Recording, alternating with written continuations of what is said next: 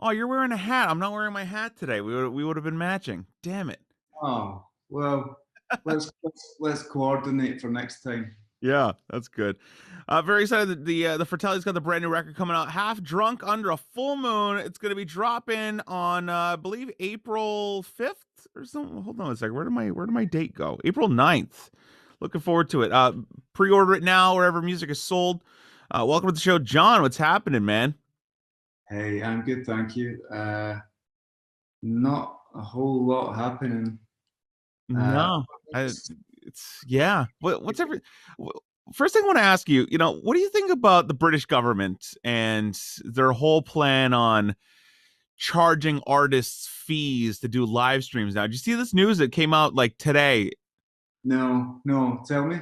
So basically, artists that are planning to perform live streams in the UK, they now have to pay if it generates less than £500. They now have to pay a fixed license rate to the British Collection Society (PRS). Oh, so it's not to the government, it's to PRS. Okay. Okay, so it's a different thing. So PRS and it's not actually like a government entity. No, like you got ours is called the Performing Rights Society. It's Okay, like so it'd be like ASCAP or like you guys will have the same thing. And like so it's pretty normal everywhere. You know, if you're playing live, you know, somebody pays something to PRS. right. Uh, So every time you guys play live, do you guys have to pay like performance rights for your own songs, or like does like the club that you're playing in, or like like the venue have to pay?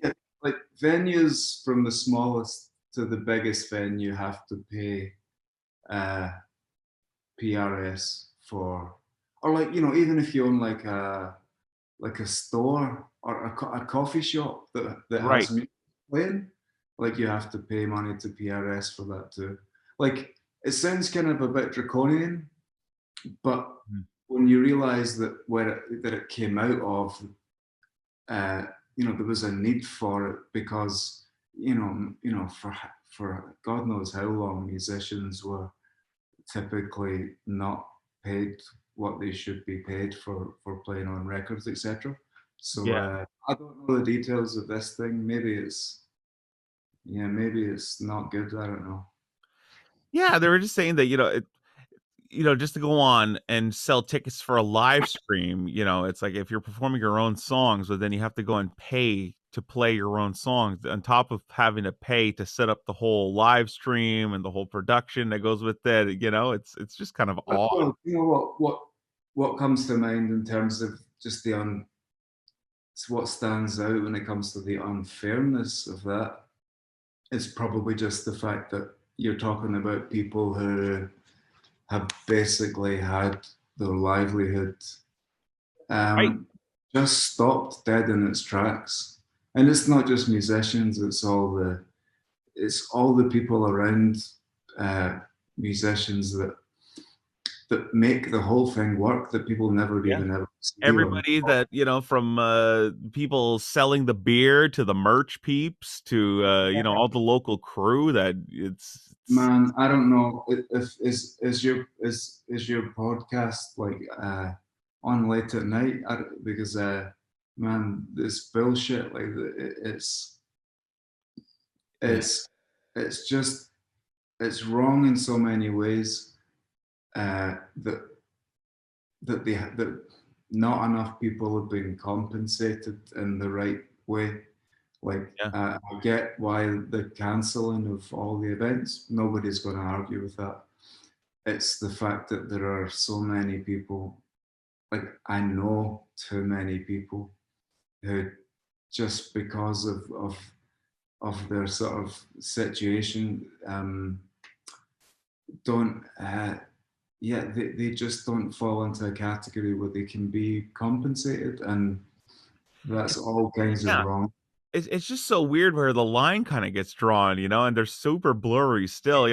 In Canada, for example, the government was paying essentially people to stay home for the first, like 3-4 months of of the lockdown. So if if you were a waitress or a cook or if you depended on, if you were a DJ or you depended on performing live music or if you just depended on being, service industry people, Yeah. there's literally no job for you to go out and do. So the government was like, okay, right. So we're gonna do checks or give you guys, portion. I think it was like maybe like $600 or $700 a week or something like that. Which in a lot of cases, probably more than what most people would be getting from their normal jobs. So it was great.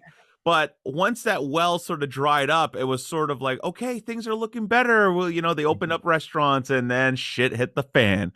And then we were all locked down again. And then they had nothing. They didn't give anything. They're like, okay, well, you're kind of on your own now.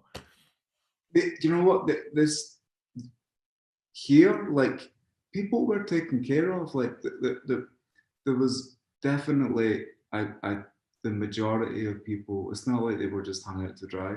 It's Mhm. just that there was just this other group of people who, through no fault of their own, for some reason, just fell through the cracks, and and they were just left. We're not giving you anything. Yeah. Uh, that's the it's hard to make any sort of defense for that. But at least Boris Johnson is very entertaining. So you got Is he? Is he? Okay. that. Yeah. I'll take I, your I'll take your word for that. I love watching him I've never met online. him. I have no, you Yeah. know, I haven't met him. Maybe he is. Eh, he seems like it. I'd have a beer with him. Why not? Talk about this new album because this is kind of a collection of really cool tunes that you've been working on, and it do 10 songs, brand new tunes, going back to the old school kind of Fratelli sound. What can fans expect from this record when it comes out? Um, well, I would probably describe it as far from the old school Fratelli sound as you could probably get. But I disagree because I kind of feel like, okay, you're moving forward, yes, but you're still got your influences in there. You still got the sound, and It's still like it's still you.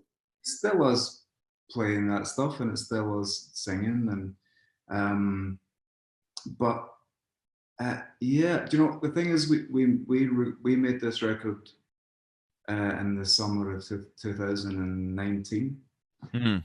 uh, which really was quite a long time ago now, but by the time it comes out, it's almost 2 years. Because it Well, was delayed, it'll be almost 2 years, which is a bit strange because I, I've almost lost touch with how how it felt making the record, because your memory of how it felt making the record is kind of important to to to your sort of understanding of why you made that record in the first place. So I've lost a little bit of that, of what the impetus was, other than uh, just kind of like the vibe and the excitement around the songs and the yeah, mood. we, it probably well, one thing I do know, and I can remember, is that it's the first time, and maybe the only time, that we'll ever work that way. It's the first time where we made a record completely based around uh, a sound. Like, the sound came first, so there was this Hmm. big idea that started to wake me up every morning. Like, every morning when I would wake up, I could hear this, really a whole album uh, of sound, but that had no shape or form yet, as separate songs. Right. And it wouldn't go away. And so eventually you're like, well, okay, I think that means this is probably uh, I'm probably supposed to write some songs around this Yeah. that's being heard. And so all the songs were sort of completely dictated by that sound. So that which influences things lyrically, and it influences how you shape. You know, you're still trying to come up with a 3.5 minute pop song, but you know, if everything is, if the basis of the whole thing is this particular sound, it influences every single other sort of facet of the record. Yeah, you still want it to be an arena belter. You still want people chanting along and singing these songs. Yeah, well, that comes later. I don't know. I've certainly heard people say that they can write music with that in mind, like specifically, you know, Yeah. we wanted to write a stadium anthem. I, I'm not saying that they're lying. I don't know how anybody would do that. Right. Well, And it's a lot of I think songwriters that's say, to, yeah. Well, it's interesting. So how does it work for you? Because I've interviewed songwriters, like the take somebody like Desmond Child, for example, who co-wrote, "Living on a Prayer" with Bon Jovi and uh, "I Was Made for Loving You" by Kiss. All these big, '80s hard rock songs. And he said that 90% of those massive hits that he had started with a title. "You Give Love a Bad Name," "Living on a Prayer," "I Was Made for Loving You," and then you kind of write the song around that. Talk to me about your process and how you go about writing a song? you know, that process is like, I recognize that one. Uh, it's just, but it's really just one of a sort of, um, yeah, one of a sort of a The bunch of techniques. tools that you would use to spark something. Right. Like, you know, I mean, the album's called Half Drunk Under a Full Moon. Uh, the first song on the album is Half Drunk Under a Full Moon, and that came completely out of having written down this phrase. Mm, And you know, I've been doing that for years. Uh, but when I write these things down, I never write down next to it where it came from. mm. You know, like maybe I've thought sometimes maybe I should, just in case I'm stealing something from somebody. I mean, you're always stealing something from somebody, but uh, so I've no idea. It's such a really specific uh, group of words. I mean, I don't think, I think I've obviously heard that somewhere, Yeah. um, and instantly you think, okay, I like the sound of those words. But yet, having a title is one way to start. Um, I just can't really, I can't really understand having a formula. Yeah. Uh, I would find I would find that really not very entertaining. My only reason for writing songs in the first place and then developing things into the sort of finished product is just to entertain myself, because if I didn't do that, I would never get out of bed. I would never pull the curtains back. There would just be Uh, no inspiration, really. yeah, so in the first instance, it's all just about keeping myself occupied. Yeah.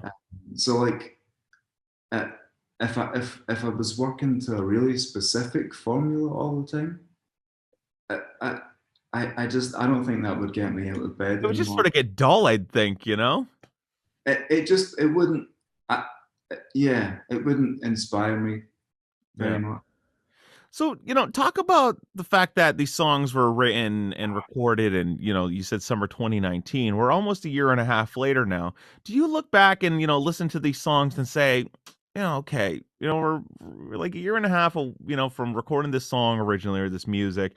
Maybe I should go in and, maybe we'll update this guitar part or maybe, we could throw a little bit of, a little bit more hi-hat on this mix. Or do you revisit that work and say, oh, maybe we should update it? Or do you just leave it as is? Uh, I used to, yeah. I mean, that was ongoing. You know, like that was an obsession, Mm. a crippling obsession for years, really until I think really the in the last 2 or 3, maybe 4 years, all the years of writing and sort of learning the craft and making hundreds of mistakes, um, suddenly started to pay off, I guess. And pay off's the wrong term, but it almost felt like we, me personally and the band, we, with the last record and then with this one, we kind of arrived at a place that I think we had been, without realizing it, that we've been heading towards. Hmm. So, I mean, this record took longer to record by, by 50% at least than anything we've ever done. Uh, by the time it was finally finished and mastered and ready to go, like I was spent, and I didn't listen to it again for probably about 6 months after that. Mm.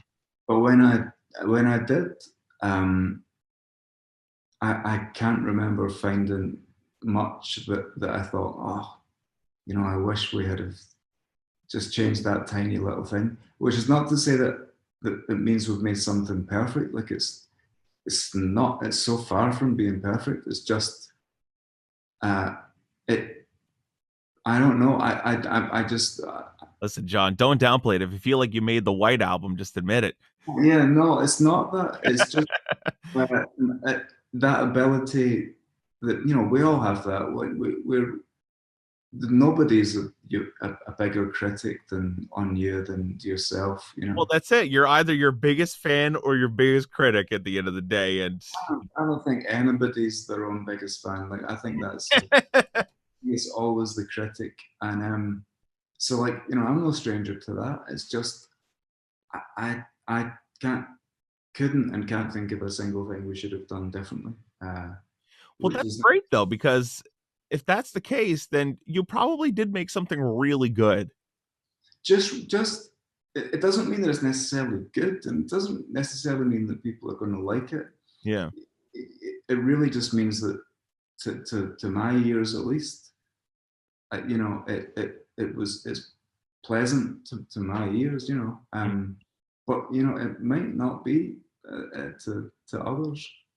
I like that you use the word pleasant. That's a great word to describe something that's, I like pleasant and I love pleasurable. I like hearing, good mixes that are pleasurable to the ears and.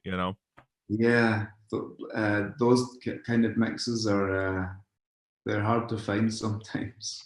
Especially today, man. It's like, a lot of rock and pop. It all depends. If you're on the rock side, a lot of it sounds, everybody's trying to sound like the 70s. And then on the pop side, everybody's trying to sound like the 80s. And it's like really polished and slick. So it depends on which end of the spectrum that you want to go for, and what you're a fan of.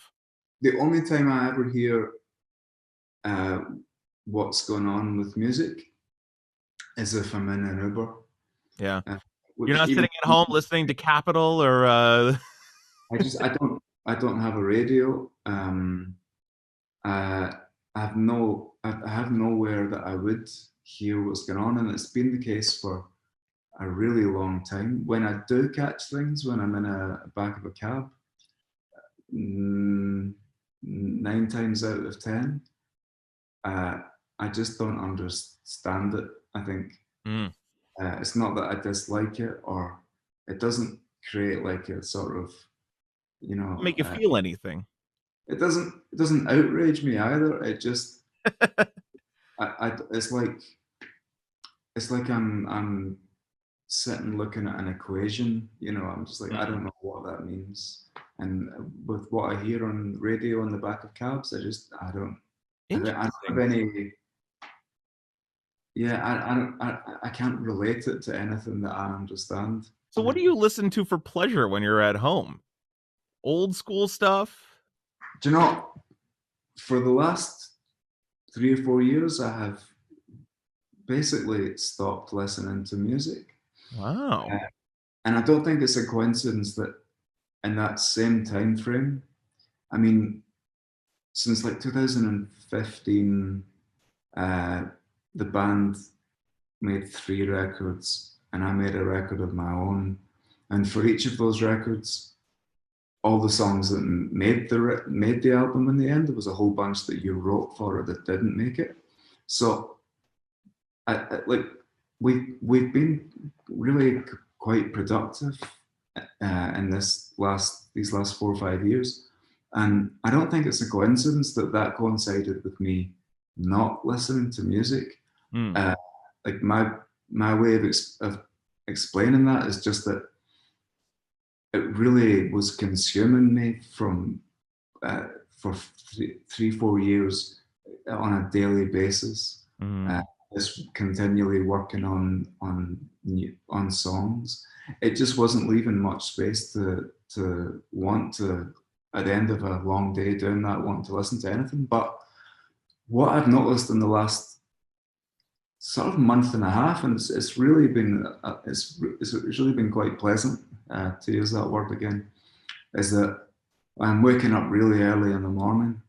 Like, Mhm. my wife gets up at stupid o'clock to work, and you know, here probably like in where you are just now, because it's winter, like the mornings are really dark and it gets dark really early at night. So you know, even at like 7 o'clock, it's still basically the middle of the night. But Yeah. I'm awake, uh, and in the last sort of month and a half, the very first thing I'm doing is listening to music, and I'm just randomly picking things on my iTunes, and that sounds like that might, do you know, like this, somebody hearing this might be like, yes, so that is not what I've been doing with my life for the last 4 years. Yeah. It's just really interesting that this is just this thing that spontaneously happened, and for about 45 minutes to an hour every morning, lying there in the dark, uh, I'm just having so much fun listening to a different group of songs every day. It's actually my favorite part of the day at the moment. Yeah. It's all downhill after that. Well, to go back to the fact that you guys wrote three albums, and since 2015, and you're not listening to anything how it could kind of coincide with that. I think it's also cool the fact that you're not listening to anything that could potentially be an outside influence on the music that you're writing as well, because then it really truly is you as an artist, without Well, your mind running like, oh shit, I need to write a hit that sounds like that, or oh, I need to write something that sounds like this. that's on the one hand absolutely true, uh, but on the other hand, and I think this is sort of something that musicians uh, usually have a hard time recognizing and sort of admitting to themselves and to everybody else. But it's kind of important to do, which is you kind of have to uh, accept and come to terms with the fact that you might say that you're not being influenced by anyone or anything, but everything that you do has been influenced by the For music sure. you've done before. Like even the ones, the people who were like, even for some reason, Tomorrow Never Knows uh, popped up there because as a thought that said, I can't think of something that Tomorrow Never Knows Mm. uh, was influenced by, but that's not true, is it? Because even the lyric came from the I Ching. So, Yeah. even Bowie and even Prince, as incredible as they are, and these are the real top of the tree when Yeah. it comes to rock Well, and roll. listen, Prince is just taking church music and funking it up. Yeah, I mean, it's just that it's completely necessary and ultimately healthy to kind of Yeah. admit that to yourself, that you're not, that it's all stolen. You're a thief It just And, depends. It just depends to yeah. what degree your thievery is, yeah, indulged. Look, as the late great Edward Van Halen said, there's only 12 notes. What you do with it is up to you. Hey, there's not like there's 11 because that 12th one is just an octave up from the first one. That is so true. There's 11 notes, and on the one hand, that's like, wow, is that all? And on the other hand, that is magical as hell. That Mhm. forget just rock and roll and pop music. Think of all the music that's been made throughout time on those 11 notes. Not counting like you know, uh, Indian scale and I guess sort of I don't know what you would call it, Arabic scale maybe where Yeah. there's in betweens. But on the whole, think of all that music that's been made using those 11 notes. That's man, that's magical. Yeah, man. It's crazy to think about, you know. I And how many suppose more I don't think about it too often. and how many more songs could possibly be written, you know? Half Drunk Under a Full Moon coming on April 9th. It's available wherever music is sold. Make sure you pre-order, download it, you know, get all the CDs. Are you guys are doing CDs and vinyl, or are you gonna stick with the digital? No, we're even doing tape. Um, Nice. Cassettes. we're doing the whole thing. I'm waiting for you guys to go 8-track next. Oh wow, yeah. Or let's not do mini disc though. Or like, No, even mini disc doesn't want to be mini disc, I think. or those big. What were those laser discs? Oh, they were Laser for discs, real. yeah. Oh, dude, my buddy's a huge collector of laser discs. He whipped out the Pulp Fiction one the other day. He posted on his Instagram, and everybody's like, "Holy shit, what is that?" Man, I was always. I never knew what they were. Like I'd go Yeah. to Tower Records and there'd be a big section of laser discs. And it was like, is it vinyl? What is the size of vinyl? Like, what do you play them in? And I'd never met anybody who'd ever bought one who Mhm. had a player for them. Like I didn't know what you were. You know What who's a big fan of laser discs? Tom Cruise, which is man? really random. Probably has a really great laser disc player though. I would think. I mean, if you're the head of Scientology, you probably got the greatest resources ever in and he any. probably has his own cinema, so that also helps. Yeah. This is funny. So, we have before we run out of time, just real quick.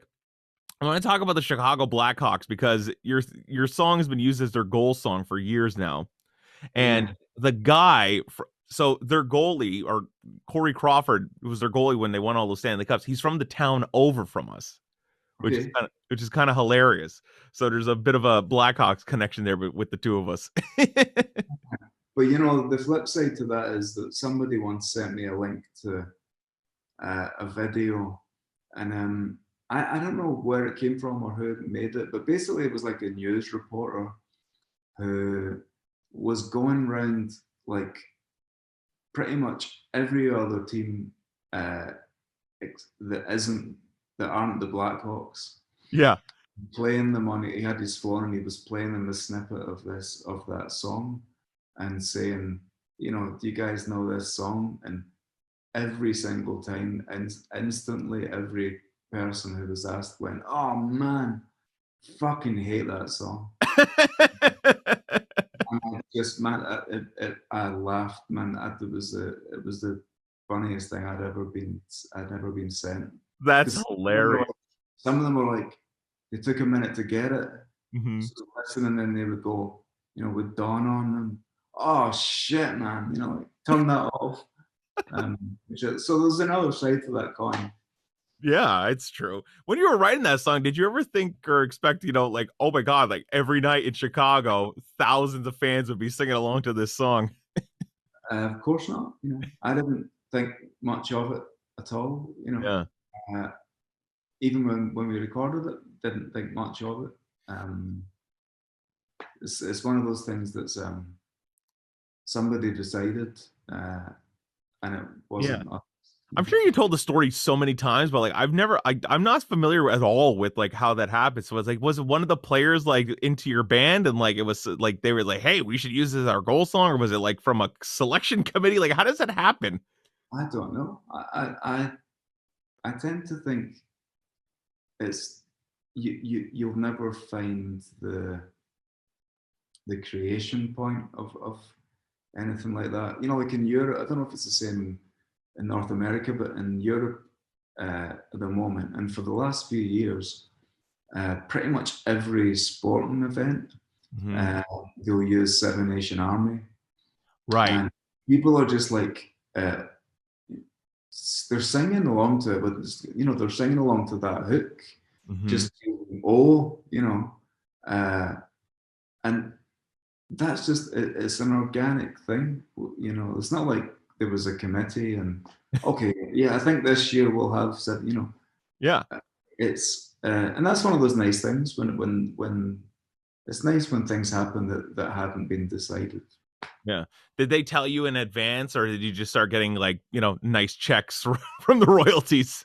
Yeah, you start to notice when your PRS take us right back to the beginning when your Yeah. PRS checks are starting to get bigger. Yeah. It's funny. I interviewed John Oates from Hall and Oates, and I was telling him, I was like, "Do you know that the Toronto Maple Leafs use "You Make My Dreams" as their goal song?" And he was like, "What? I had no idea." And I was like, "Yeah, man. Every time Toronto scores, it's what I want. You got it in my bed," like in an arena. And I was like, "It's the most unlikely goal song ever," and even he couldn't believe it. So Then you know, and but then now he's going to have to contend with the fact that there are also now hundreds of well, hundreds of thousands of hockey fans and hundreds of hockey players who hate that song. yeah, we're on the street saying, "I fucking hate that song. Yeah, yeah. So Fuck Corey Crawford." you never get it all your own way. Yeah. No, that's true. I was just watching there's this TV show on Apple TV called Ted Lasso. He's an American football coach going to the UK to coach football. And one of the team guys, his name is Jamie Tart.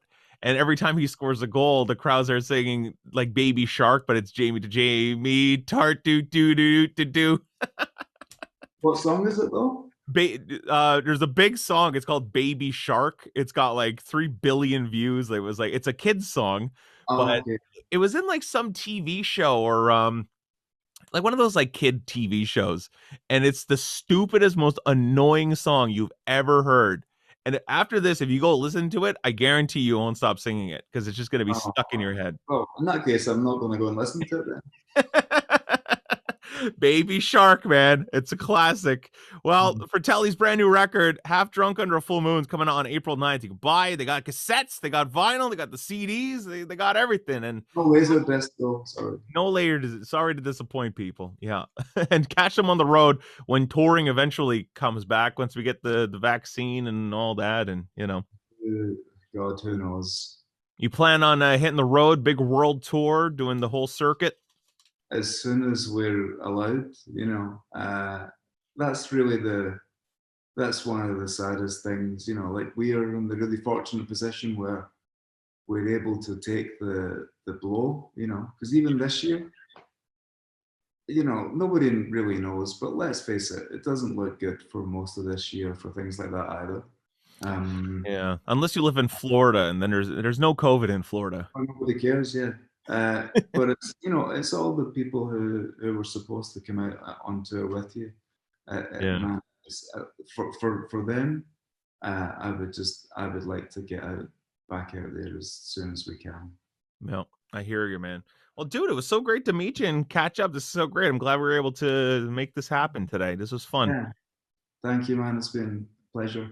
Yeah. All right. Well, we'll keep in touch and we'll talk soon. Best of luck with this new album. I hope it does big numbers, does well around the world, and I hope people buy it because, That would help. Yeah, it always helps. it totally helps. Yeah, but man, I appreciate it. Thank you. All right, man. Thanks a lot. We'll chat soon.